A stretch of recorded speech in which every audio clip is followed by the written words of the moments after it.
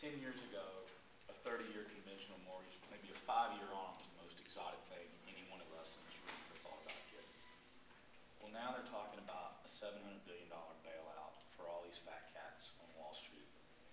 And I know that the Democrats are fighting tooth and nail to protect the little guy, but I'm not so sure that we'll get all the full protections that maybe the little guy needs in this round because of the emergency situation going on. When you go to Congress, are you going to focus on mortgage lending reform? I mean, I'm already hearing people say, oh, the market's already corrected itself. Well, no, it hasn't. It's corrected itself because we've given $700 billion of our money to these people to prevent them from making it worse. And I'm probably ranting more than asking a question, but where do you stand on the issue of mortgage lending reform so that people don't get taken to the cleaners going forward?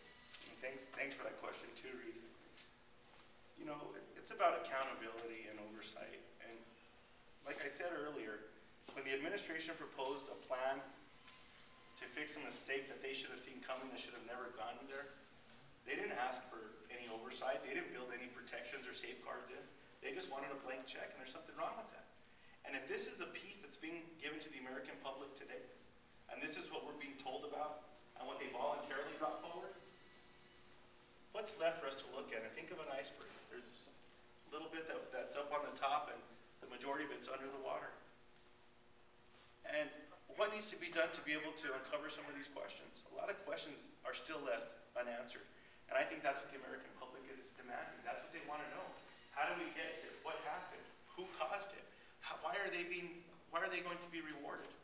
You know, we're making sure that these executives are not going to be rewarded and not going to get rich off of this. That's something that needs to be built in there.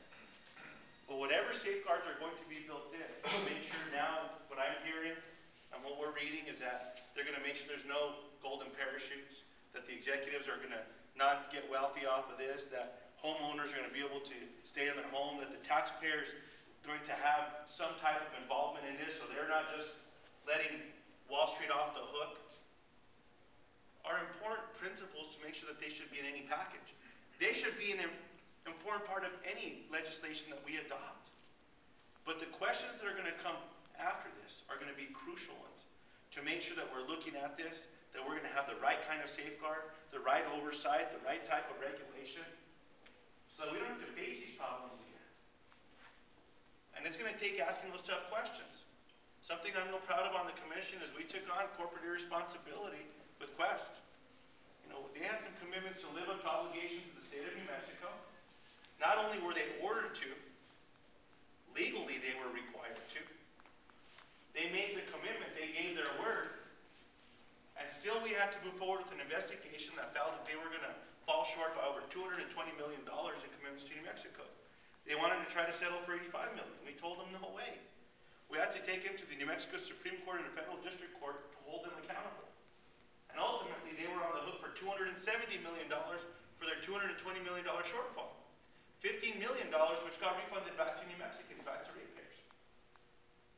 Looking those corporate high-powered attorneys in the eye and holding them accountable is what needs to happen at that level as well. The questions need to be asked. They need to be held accountable. We need the right kind of oversight. When the taxpayer and people and those that need help the most are put at the center of that decision, only then are we going to get this right. And I think it's going to take some real courage and some real guts to stand up to these people. That's something that I'm proud of. That's a record that I'm really proud of, and my willingness to stand up for people. And that's something that we need to take to Washington.